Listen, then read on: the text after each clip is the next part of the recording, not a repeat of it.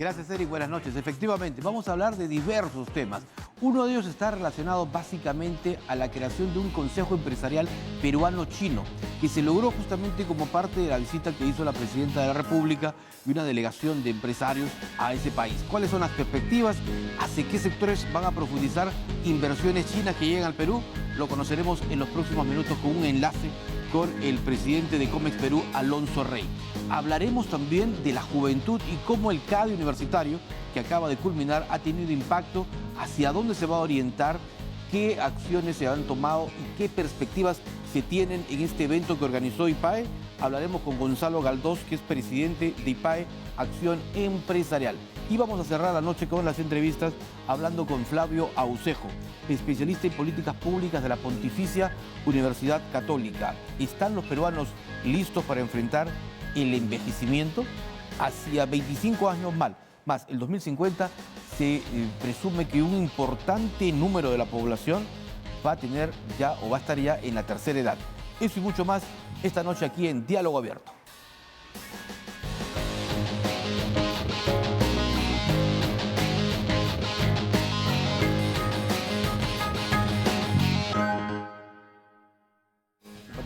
Dillando un ciclo económico expansivo que en su mejor momento podría llegar a tasa de crecimiento de 6 o 7%. No va a ser un bloqueo inmediato, sino se va a mandar una alerta a aquellos usuarios que están en esta situación. Van a recibir un mensaje de texto que se les va a indicar pues que su celular no ha sido registrado en la lista blanca para que tome las acciones correspondientes. En lugar de constar de tener dos ventrículos, su corazón nace con un solo ventrículo. Pero además, toda la parte izquierda del corazón no había desarrollado.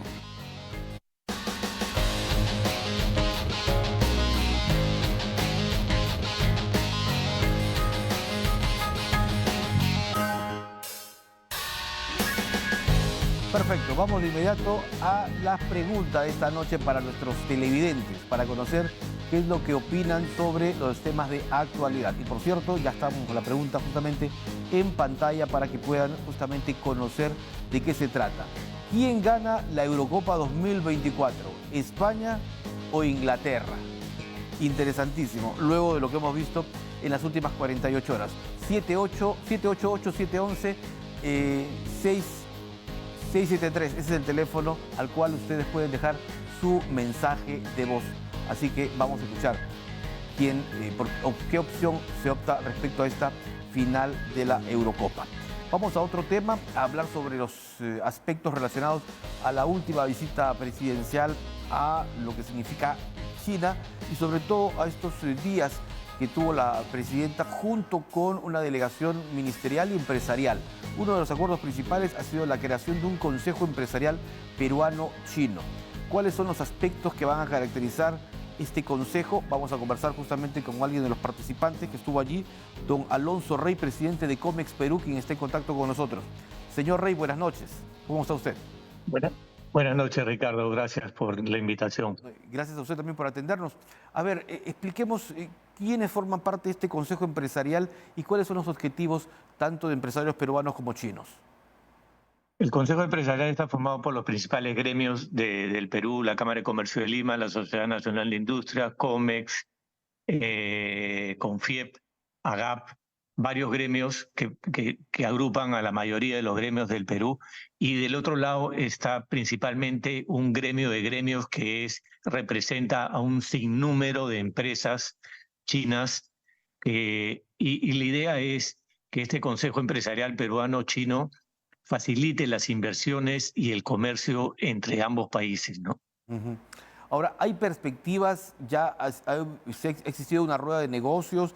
¿A posibilidades de que se puedan volver a reunir primeras posibles inversiones? Miren, de la visita hemos visitado varias empresas. Huawei, que es una empresa de tecnología y de celulares, no solo de celulares, y de otro tipo de tecnologías, con una cantidad de 207.000 trabajadores, de los cuales 100.000 trabajadores son ingenieros en tecnología, nada más. Y están muy interesados en en traer la tecnología, pero Perú necesita que se implemente el 5G, lo que es el sistema de telefonía y Internet. Adicionalmente, hemos participado en la empresa BYD, que es la empresa que hace vehículos eléctricos y también vehículos a motor. Y ahí la presidenta le solicitó al presidente si existía la posibilidad de poner una planta en el Perú, y a lo cual el presidente le indicó a un funcionario de la empresa BYD a ver que estudie el tema para ver si podíamos instalar la planta en el Perú. Además, participamos en una reunión importantísima con COSCO Shipping, que es la empresa que va a operar el puerto de Chancay. Correcto. Es decir, son 3 importantes encuentros que se han tenido. Cuando usted nos habla de Huawei, que es una de las principales empresas, sobre todo en lo que significa Internet y transformación digital, y nos habla de los 240.000 empleados, de los cuales 100.000 son solo ingenieros, esto implicaría que ante la eventualidad de tener una planta, un operador aquí en el Perú, va a ser también fundamental la capacitación, la tecnificación de nuestros profesionales. Adicionalmente, ¿no? Correcto. Pero además en Huawei habían 2 chicas peruanas que Huawei se las había llevado a China para capacitarlas en la tecnología de Huawei, y además para que sean las comunicadoras de Huawei en el Perú. O sea, ya existen trabajadores peruanos en Huawei. Correcto, eso es importante. Ahora, todas estas inversiones podrían consolidarse seguramente en el devenir del tiempo. ¿Hay dentro de la agenda de este Consejo Empresarial fecha para un nuevo encuentro, quizás con motivo de la cumbre APEC aquí en Lima? Sí, por supuesto. El presidente del gremio chino que se llama CCPI va a participar en la cumbre APEC, y por supuesto vamos a tratar de reunirnos y ver cuáles son los pasos siguientes para la promoción de las inversiones, la transferencia de la tecnología tan necesaria en el Perú y el comercio, ¿no? Sin duda, eso es trascendental. Ahora, haciendo una evaluación de todo lo que ha significado esta gira o esta visita de la presidenta, del equipo ministerial y del grupo empresarial, digamos que ha sido trascendental, importante para lo que significa avances con nuestro principal socio comercial. Sí, sustancialmente.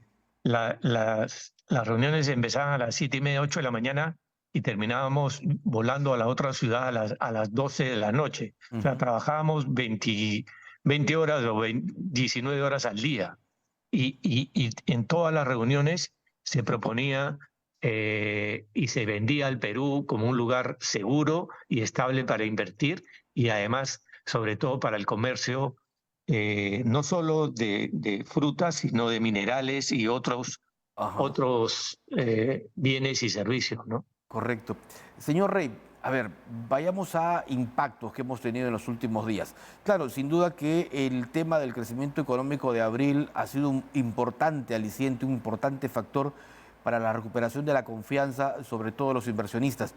Lo que hoy trae en su portada el diario Gestión, es decir, del retorno también de inversionistas a la bolsa de valores, es un síntoma también importante en cuanto a esta confianza del empresariado, no solo nacional, sino del exterior. Sí, por supuesto. Cuando el inversionista invierte en un país, invierte porque tiene la seguridad que su inversión está segura, que no la va a perder, que no va a ser expropiada, que es estable el país. Y eso demuestra que estamos en el camino correcto, ¿no? Ajá. ¿Qué otras medidas se necesitan? Porque esta mañana el ministro de Economía hablaba justamente de un evento empresarial y decía que Sauder, o mejor dicho, Tía María, junto con el megapuerto de Chancay, van a ser las locomotoras del desarrollo económico. Sobre estos 2 temas, ¿qué otras necesidades se requieren para garantizar inversiones en nuestro país? Miren, no solo Tía María y el puerto de Chancay.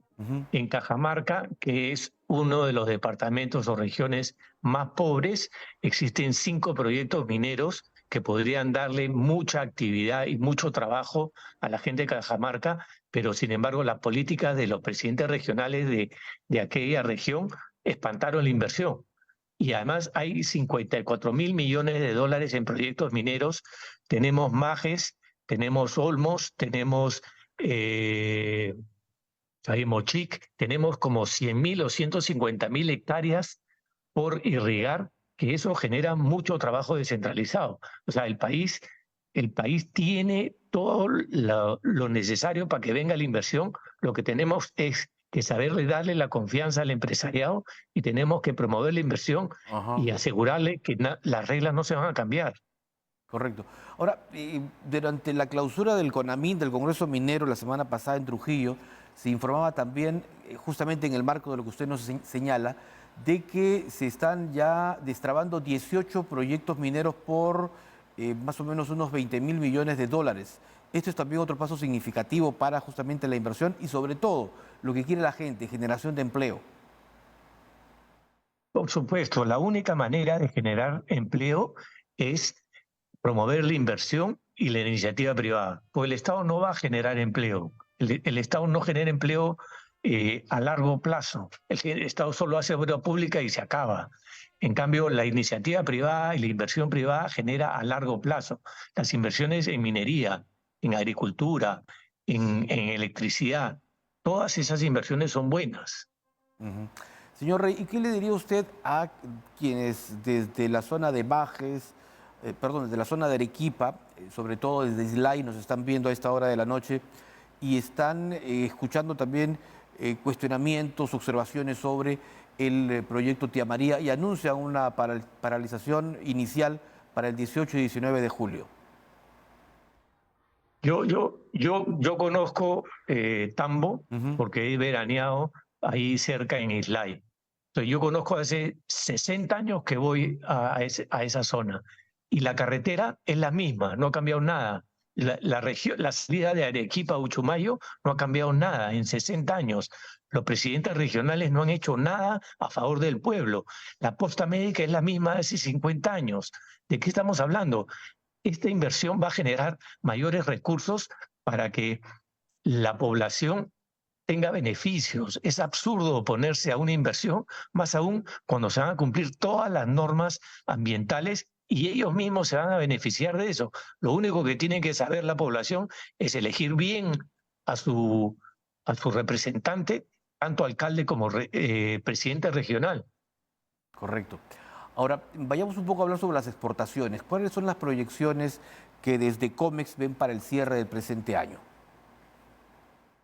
Yo creo que deberíamos, miren, en el año 94 nosotros exportábamos 900 millones de dólares en agricultura. Hoy día exportamos 10.000 millones de dólares en agricultura. Somos primeros en uva, primeros en arándanos, segundo, terceros en palta, en mango. El cacao es otro producto de la selva, oriundo de la selva, y el cacao es un excelente producto. O sea, tenemos muchos beneficios que tenemos que saber explotarlos. Lo que necesitamos es que el Estado respete las reglas claras y genere la infraestructura para que la gente tenga capacidad de generar trabajo y realizar las inversiones. Yo creo que este año, con la pesca, que el año pasado fue muy mala, y con estos nuevos proyectos mineros que van a generar también, ya están maduros, yo espero que podamos exportar entre 5 y 8% más. O sea, es decir, entre 65.000 y 75.000 millones de dólares. Solo para terminar, los dos acuerdos comerciales que se firman en noviembre aquí en Lima por el APEC, es decir, esta renovación o complementación con China y el que se suma a Hong Kong, ¿cuán viable van a mejorar justamente esas perspectivas? Va a mejorar porque los peruanos vamos a tener mejores oportunidades para exportar y con mejores condiciones. Adicionalmente, ya a partir de noviembre, diciembre, el puerto de Chancay va a empezar a recibir embarcaciones directamente de Shanghái, que son 23 días de travesía en lugar de 33, 35, lo que implica que la fruta de Perú va a llegar más fresca que en años anteriores. Perfecto. Muchísimas gracias al presidente de COMEX, Alfonso Rey, por esta noche haber atendido el llamado de TV Perú. Muy gentil. Encantado, muchas gracias. Muy amable. Interesantísimo, sin duda, hablar de economía a esta hora de la noche y sobre todo de proyecciones positivas y alentadoras. Vamos ahora a la fotografía de la noche, la primera de las tres que tenemos para ustedes. Ajá, es una avenida que yo conozco y que circulo desde mi niñez, la avenida Tacna, pero es la avenida Tacna de los años 60, postal circulada en adverso y reverso de la avenida Tacna. Increíble cómo se veía todo color, ¿no? Ese cielo de Lima. El edificio donde se ubicaba el antiguo centro de convenciones Crillón, hacia el lado derecho. Y al fondo, la avenida Tacna y el Cerro San Cristóbal, bueno, parte del Cerro San Cristóbal. Y además la fluidez del tránsito y el sol radiante que caía sobre la gran capital. Esa Lima, ¿no? Y claro, como dice nuestro equipo de producción, el cerro limpio, ¿no? Sin ningún tipo de construcciones, a diferencia de lo que ocurre ahora. Es más, en la avenida Tacna los vehículos podían parquear, sobre todo los que iban al centro de convenciones Crillón, que ya no existe. Bueno, esa es la Lima que se va, la Lima que recordamos siempre, la avenida Tacna de los 60. Bien, vamos ahora a la pausa, pero al retorno hablaremos sobre el impacto que ha tenido la edición 16 de CADE Educación, Educación para el Bienestar. Y, por cierto, hablaremos con el presidente de IPAE Acción Empresarial, Gonzalo Galdos, quien ya está aquí en los estudios de TV Perú.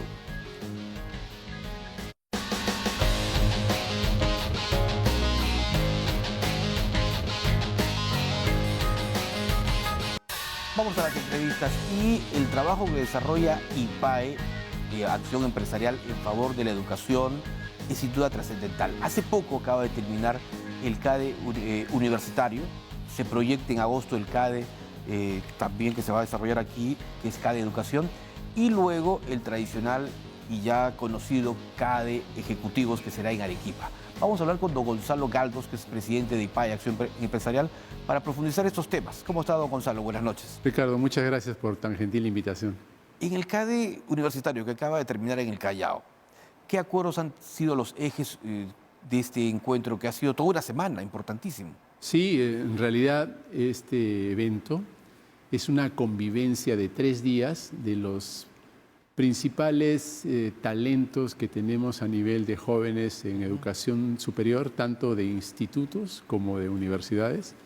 Y hemos tenido más de 600 jóvenes en la Escuela Naval, en La Punta, y fundamentalmente te diría que hemos trabajado muchísimo el tema del fortalecimiento de la democracia en la concepción de los jóvenes, la importancia de una ciudadanía activa y también la importancia de apostar por el Perú antes de emigrar al extranjero, que creo que también es un tema central, ¿no? Qué interesante, porque la mayoría de jóvenes son un poco reacios, ¿no?, al tema de la democracia, al tema de la política, como que sienten un hartazgo. Pero es que, claro, lo que más perciben ellos es lo malo. Sí. Cuando la política es, digamos, es el arte justamente de hablar, de conversar y de llegar a acuerdos en favor de un objetivo, en este caso Perú.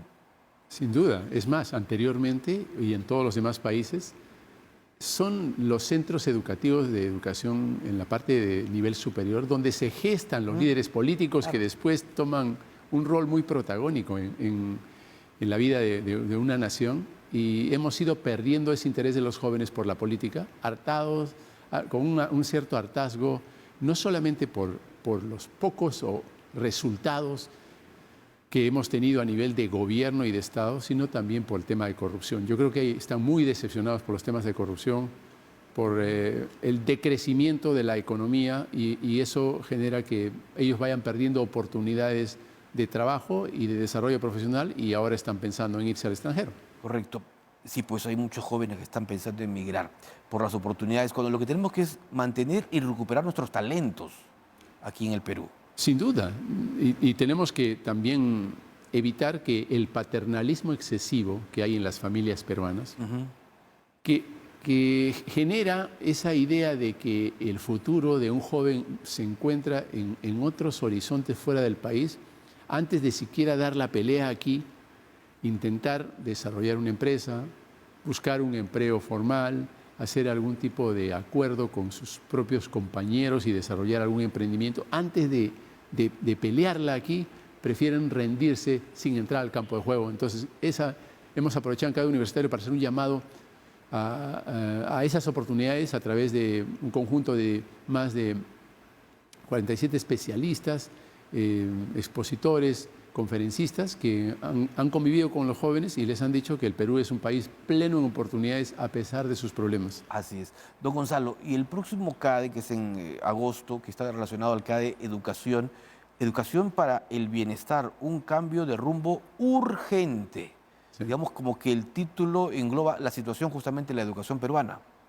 Mira, en ese sentido, Ricardo, tenemos que recordar que gracias a la pandemia descubrimos la importancia del bienestar, tanto en la salud mental como en la salud emocional de los niños y de los jóvenes, como un factor fundamental para que el aprendizaje pueda ser pleno, pueda ser más eficiente, la transferencia de conocimiento, ¿no?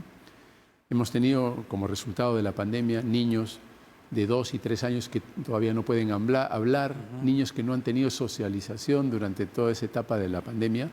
Entonces, arrastramos un efecto muy, muy importante de esa época y está claramente estudiado de que si no logramos que haya una sensación de bienestar en el ecosistema en el que los niños y los jóvenes estudian, el aprendizaje se hace muy deficiente.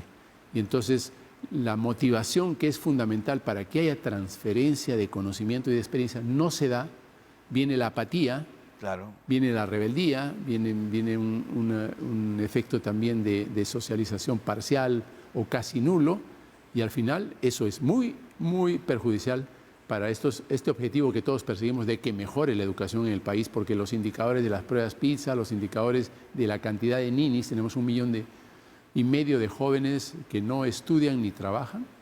Tenemos que cambiar eso. Esa es una realidad en la que todos somos responsables. Todos los peruanos tenemos un rol que jugar. ¿Y este CADE está orientado justamente a quienes son estos gestores de la educación? Sí. Este CADE de Educación es un foro de discusión, de intercambio de buenas prácticas, es un foro de reflexión acerca de dónde tenemos que poner el foco y creo honestamente que es un momento importante en el que el estudiante, sea un niño o un joven, tiene que ser el centro del modelo educativo del país. No puede ser el profesor, por más que el profesor es fundamental en la experiencia de aprendizaje, fundamental en la calidad educativa, el foco tiene que seguir siendo el niño o el joven, el estudiante, y que es fundamental no solamente que tenga un proceso de acceso al conocimiento y a las experiencias a través de los profesores y de la tecnología, sino es fundamental preocuparnos porque también tenga un desarrollo en lo emocional y en las competencias blandas, que son las que realmente van a hacerlo competitivo a la hora que ya se incorpore al sistema productivo, ¿no? Sin duda, la educación es el eje fundamental del desarrollo de un país, don Gonzalo. Sin embargo, ahora poco por el Día del Maestro escuchábamos cifras, ¿no? Por ejemplo, se hablaban del tema económico, salarial, que es la principal preocupación de los docentes, se hablaba de la infraestructura educativa, pero también nos enterábamos de algunas cifras, por ejemplo, las escuelas unidocentes, o sea, las que tienen un solo maestro para varias secciones. Sí, para varios niveles incluso. Así es, para varios niveles. Hay 10.000 en todo el Perú, o sea, es un número altísimo. Altísimo. Entonces, allí también tenemos que trabajar muchísimo, porque esas son las zonas más inaccesibles, que por motivos geográficos están en el Perú. Bueno, has tocado dos temas, Ricardo. Sí quisiera empezar con el primero, que tiene que ver con el tema de la remuneración de los docentes.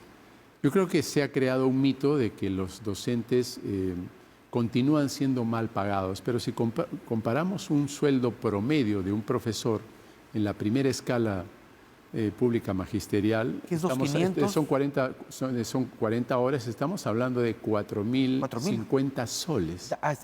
El piso salarial más bajo. El piso salarial, 4.050. Pues eso significa que en los últimos años ha habido un incremento significativo del salario del profesor, probablemente no al nivel que los buenos profesores deberían estar remunerados, pero en comparación con un policía o una enfermera ya son sueldos muy, muy competitivos. Están todos estos sueldos por encima incluso del promedio de los profesores privados. Entonces, creo que hay un mito de que el problema es la remuneración docente. Creo que eso es algo en lo que ha venido trabajando el Ministerio y en el fondo también gran parte del presupuesto se ha ido a trabajar esa remuneración docente. Y yo solamente quiero recordar que un buen sueldo no convierte a un mal profesional en un buen profesional. Un buen sueldo no convierte a un mal profesor en un buen profesor. Por tanto, tenemos que acompañarlo de otro de los temas que hemos logrado en el Pacto por la Calidad de la Educación el día de ayer con 26 instituciones privadas, que es la meritocracia. O sea, tiene que ir acompañado un buen sueldo o un nombramiento en la carrera magisterial por un proceso transparente de reclutamiento y un proceso transparente de evaluación para que los nombramientos no sean solamente en función de una discrecionalidad política, sino sean fundamentalmente por los méritos de los profesores. Si no logramos que hayan buenos profesores en las aulas, Ricardo, no vamos a lograr que mejore la educación del país. Entonces, esto es central. Y lo segundo que tocaste es el tema de la educación rural. Sin un acceso a través de la tecnología, hoy en día es más importante que un aula física de clase o un colegio, es importante que tengamos conectividad. Claro, se complementa allí. Sí, porque a través de la conectividad nosotros podríamos llevar las clases de un buen profesor a una zona remota donde no tenemos la posibilidad de tener físicamente buenos profesores o suficiente número de profesores. Entonces, la conectividad es un tema central y eso es algo que tiene que darse solución como parte de la infraestructura. Yo creo que hay mucha preocupación por las aulas físicas y además virtuales. Hay que trabajar en las aulas virtuales, hay que trabajar en el tema de tecnología, de integración. Ese es un tema central. La pandemia también nos dejó ver nuestros problemas serios alrededor de infraestructura La red dorsal tecnológica. es fundamental. Fundamental. Sin duda, ahí hay que apuntar muchísimo. Usted hablaba hace instantes de este acuerdo que se ha firmado ayer entre más de 20 gremios empresariales. 26 gremios, instituciones y asociaciones empresariales ligadas a la educación han firmado este acuerdo, básicamente de 3 puntos que son los irreductibles, los puntos centrales alrededor de los cuales hemos cerrado filas en vista de que lamentablemente ni el Estado ni los gobiernos de turno han defendido con suficiente convicción, ¿no? Que uno es la transparencia y la meritocracia en la gestión docente y en general en la gestión educativa. El segundo es tenemos que reivindicar y tenemos que volver a posicionar en la mente de las familias peruanas la educación técnica escolar y la educación técnica superior como una alternativa sumamente favorable para nuestros hijos. Hay una demanda mayor por posiciones técnicas que por posiciones universitarias que muchas veces alimentan la fila de los desempleados. Entonces, esa es una segunda y tenemos que seguir trabajando en eso. Y lo tercero es algo que también creo que hay un mito alrededor de esto, es el tema de un licenciamiento constante de las instituciones de educación superior. Las que universidades. cada cierto tiempo se les pide que vuelvan a licenciar, que relicencien, cuando en todo el mundo el licenciamiento, que es la licencia original, Claro. se otorga una sola vez cuando la institución empieza a funcionar o cuando acredita requisitos mínimos de calidad. Claro. Pero no se le puede estar tomando ese relicenciamiento todo el tiempo, sino lo que se suele hacer en todos los países del mundo es que primero es el licenciamiento y después es una acreditación con el objeto de generar una mejora continua de estas instituciones en comparación con las mejores instituciones del mundo, a través de rankings, a través de estas acreditaciones internacionales, ¿no? ¿Usted cree que en ese punto hay un exceso en el tema de la acreditación? En el licenciamiento. No hay acreditación. Claro, lo que debería haber un sistema de acreditación continua y homologada internacionalmente. Lo que hay es un abuso del relicenciamiento. Porque antes de que existiera SUNEDO y que otorgara justamente los licenciamientos para las condiciones básicas de calidad educativa, veíamos que universidades de mucho prestigio luego fueron decayendo en su calidad. Y mire, el tema se fue por el económico, a tal punto que una de las universidades más conocidas no logró ese licenciamiento porque el rector ganaba $1 millón mensuales. Ya, pero una cosa es el licenciamiento. La primera vez, estoy de acuerdo que todas las instituciones que aspiran a impartir una educación de calidad tienen que pasar por un licenciamiento y por el cumplimiento de los requisitos mínimos de calidad, básicos de calidad. Estamos totalmente de acuerdo con eso. Perfecto. Ok, pero si tú le vuelves a tomar el mismo examen y la misma evaluación luego de 3 años, con los mismos requisitos básicos, ¿cuál es la mejora que estás buscando? Entonces, la acreditación, en cambio, sí. Tú tienes que mejorar todo el tiempo. Eso es lo que tenemos que promover, que se siga mejorando. Y la competencia es lo mejor para eso. Claro, entre una y otra universidad. Perfecto. Don Gonzalo, muchas gracias. Muchísimas gracias Muy a ti, amable. Ricardo, por la invitación. Y vamos a estar en el CAE universitario y luego también en el CAE. Sí, esperamos que esta gentil invitación para participar en CAE de Educación ahora el 20 y el 21 de agosto, y va a ser en la Escuela de Control de la Contraloría. Están todos cordialmente invitados. Creo que vamos a tener un evento magnífico. Perfecto, muy amable. Don Gonzalo Galdos, entonces, presidente de IPAE Acción Empresarial, estaba con nosotros esta noche. La pausa, pero antes, como siempre, la foto de nuestro álbum histórico aquí. A ver, es la fotografía que muestra el óvalo de Miraflores al final de los años 50, totalmente distinto casi al actual, ¿no? Un óvalo mucho más sencillo, con menos edificaciones o con construcciones de solo 2 o 3 niveles como máximo, a diferencia de los grandes edificios que tenemos ahora, y con un tránsito muchísimo más ordenado. Esa es la Lima que se fue. Pausa y volvemos para hablar sobre un importante tema. Vamos a estar con Flavio Aucejo, justamente, quien es especialista en políticas públicas de la Pontificia Universidad Católica, para el tema: ¿están los peruanos listos para enfrentar el envejecimiento? Casi la cuarta parte de la población peruana será adulta mayor en el 2050, entre ellos yo. Uy, tema para conversarlo amenamente esta noche. Pausa y volvemos.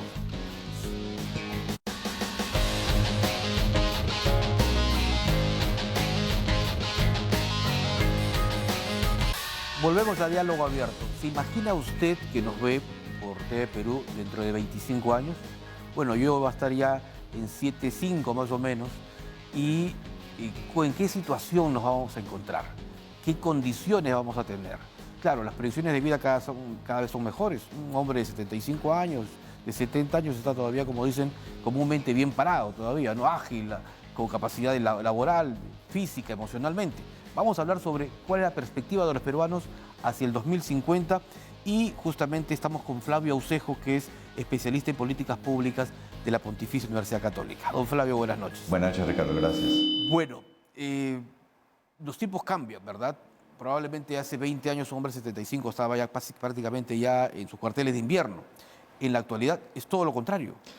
Así es. Lo que ha ocurrido es que, primero, el fenómeno de la pandemia lo que ha hecho es que la humanidad en su conjunto haya tomado conciencia de muchos aspectos. Uno de esos aspectos es la posibilidad de cuidarte, es una mirada de bienestar propio. A eso hay que asociarle el avance de la medicina, que ha hecho que la esperanza de vida se extienda. En nuestro país la esperanza de vida está en 73 años. En el mundo, en general, en los países con niveles avanzados, digamos, de desarrollo, en casi todos la esperanza de vida está por encima de los 70. ¿Eso qué significa? Que hoy día una persona que está en los 50 llegando a los 60 todavía está en todo su potencial productivo. En nuestro país en este momento, el 12% de la población está arriba de los 60. En el 2040, más o menos va a ser el 22%. Estamos hablando de 10 millones de peruanos. 40 millones se estima la población para esa época, que van a estar en una... que deberían, digamos, estar en una condición de estar plenamente en su capacidad productiva. Pero claro, probablemente el tema de trabajar para una empresa, para, digamos, depender de alguien, va a ser difícil por el grado de competitividad de los jóvenes de esa época. Ahí está la capacidad del autoempleo. Exacto. Lo que ocurre es que para uno poder llegar en una capacidad productiva plena a esa edad, uno tiene que empezar, digamos, antes, ¿no es cierto? Hay elementos que tienes que cuidar, en particular en tu salud mental y tu salud física, porque uno puede llegar a esos niveles de edad, digamos, totalmente operativo en términos mentales y en términos físicos, pero hay que prepararse para ese momento. Lo que ha ocurrido es que ahora hay conciencia sobre eso, de tal manera que en nuestra sociedad, en el mundo en general, pero en nuestra sociedad en particular, hay mucha mayor conciencia sobre los cuidados de la salud a nivel mental y a nivel físico, y a nivel emocional, por supuesto. Entonces, eso hace que la posibilidad de seguir generando ingresos, pero también la posibilidad de seguir desarrollándose como persona continúe mucho más allá de lo que podía ocurrir hace 30 o 40 años. Es decir, ahora existen personas a partir de los 80s y 90s que todavía siguen produciendo. Claro. Entonces, nosotros como sociedad, y en particular en la PUC, ya estamos preparados para poder generar una oferta que a estas personas les dé la posibilidad de tener actividades productivas o actividades asociadas al bienestar. Porque hay estas dos dimensiones, ¿no?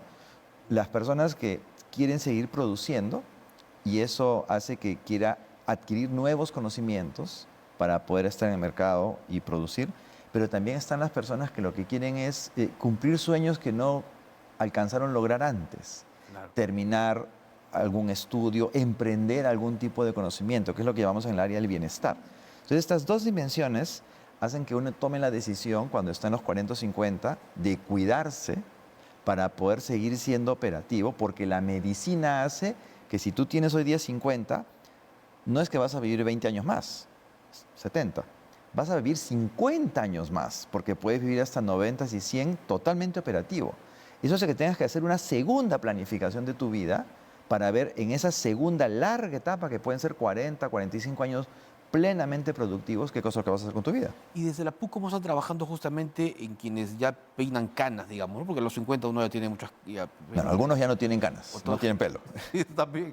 Pero ¿cómo se está trabajando ahí? Porque yo he conversado con usted sobre ese tema hace varios meses en la radio. Así es, así Y es. usted justamente me dejó con expectativa.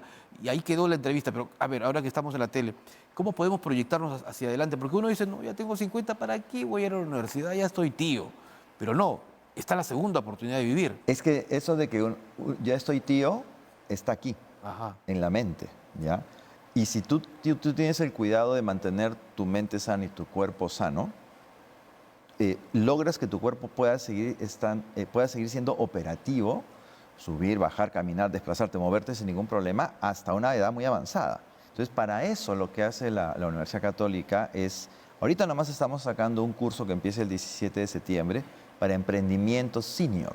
Es decir, profesionales que están, entre comillas, jubilados, pero quieren emprender otras cosas, ¿no? Tienen hobbies que consideran que los pueden hacer una actividad productiva, han identificado nichos, porque son personas con experiencia, en donde consideran que pueden generar también ingresos, o incluso pueden ser como personas con experiencia que pueden asesorar a otras empresas que están nacientes en industrias nuevas, en fin. Entonces, lo que estamos nosotros buscando es ofrecer una oferta formativa que permita a estas personas hacer una reingeniería. Algunas cosas desaprenderán y otras cosas aprenderán para poder insertarse exitosamente en actividades productivas en esta nueva etapa. Pero además llevarán su experiencia, sobre todo. Eso Por que, supuesto. digamos, no se estudia, sino que se adquiere con, digamos, con todo un proceso de trabajo y de esfuerzo durante tantos años. Es la dinámica de la vida, lo que te da una experiencia práctica que no lo aprendes en el aula, lo aprendes en el quehacer del día a día, dependiendo de la actividad donde te encuentres, ¿no? Pero esa es una dimensión, ¿ah? Claro. Porque la otra es el bienestar. Sin duda. Esto de, digamos, de las posibilidades que las personas mayores tienen para lograr desarrollarse a través de los emprendimientos, uno lo puede ver en el TikTok, por ejemplo, ¿no? Claro. Tantas personas, ya que, por ejemplo, el tema de la gastronomía, sin duda es, pero súper, y va en crecida, o sea, se vuelve rentable. O Es el un trabajo turismo. en familia. O el turismo. También. El turismo también es una actividad, como es de servicios. O sea, las actividades de servicios son espacios ideales para poder tener un desarrollo, ¿no? Pero también hay otra dimensión, y es la industria que atiende esta población. Esta población, en el 2040, estamos hablando de 10 millones de personas, que requiere espacios para entretenimiento, industria cultural, espacios para viajar, turismo, requiere espacios para salud, atención médica preventiva o sostenida, espacios para el desarrollo de su mente, entonces todo lo que tiene que ver con actividades de, por ejemplo, yoga, ¿no? Todas esas actividades que son para el desarrollo interior, digamos, ¿no?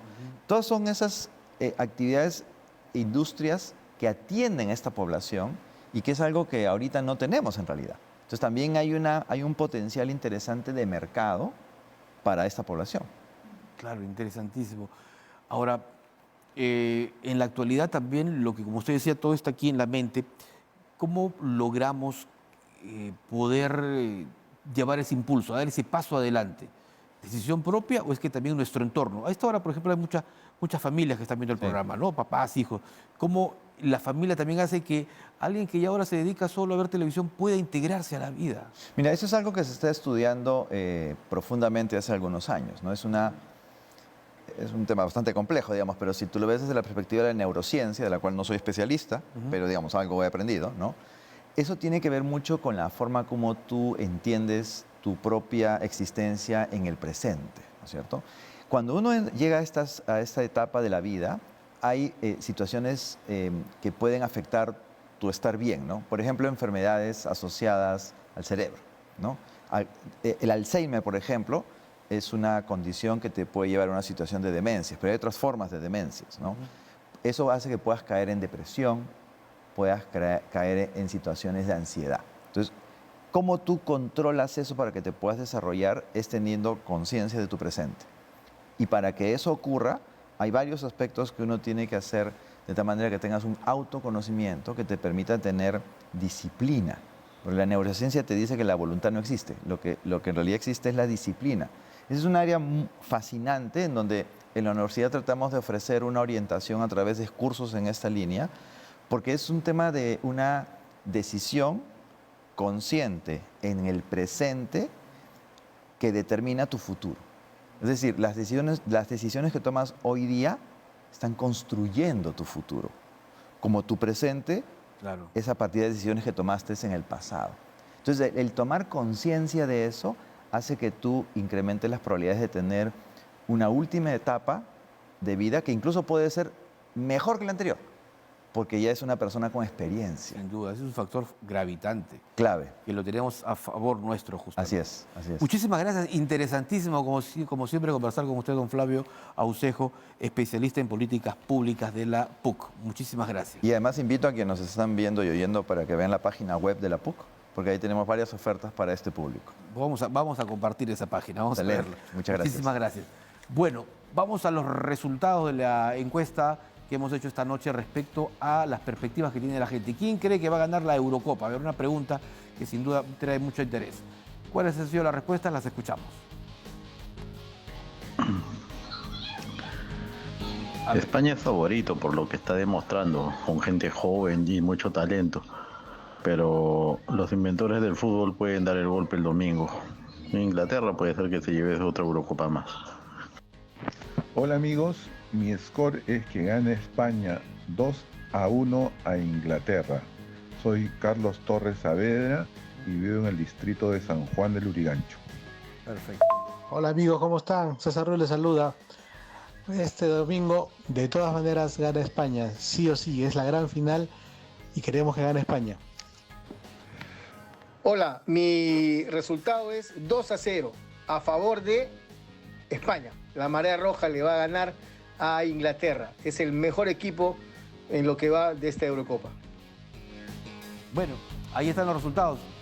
De las 4 comunicaciones, 3 para España, 1 para Inglaterra. Y de la Copa América, en mi particular y modesta opinión, apuesto por Colombia. Bien, vamos a la última foto. La última foto de esta noche para despedirnos. Y allí la tenemos. Justamente es la conocidísima edificación del Teatro Colón, en la Plaza San Martín. Y esta postal muestra justamente la vista en el que se ve el Teatro Colón en la segunda mitad de los años 30, es decir, 35, 36 aproximadamente, con una Lima tranquila, apacible, con sol, con gente muy elegante y con tranquilidad sobre todo, a diferencia de lo que, por ejemplo, esta misma esquina es a esta hora de la noche seguramente, con una capacidad de gente impresionante. Gracias por vernos, volvemos mañana como siempre, minutos después de las 10. Muy buenas noches.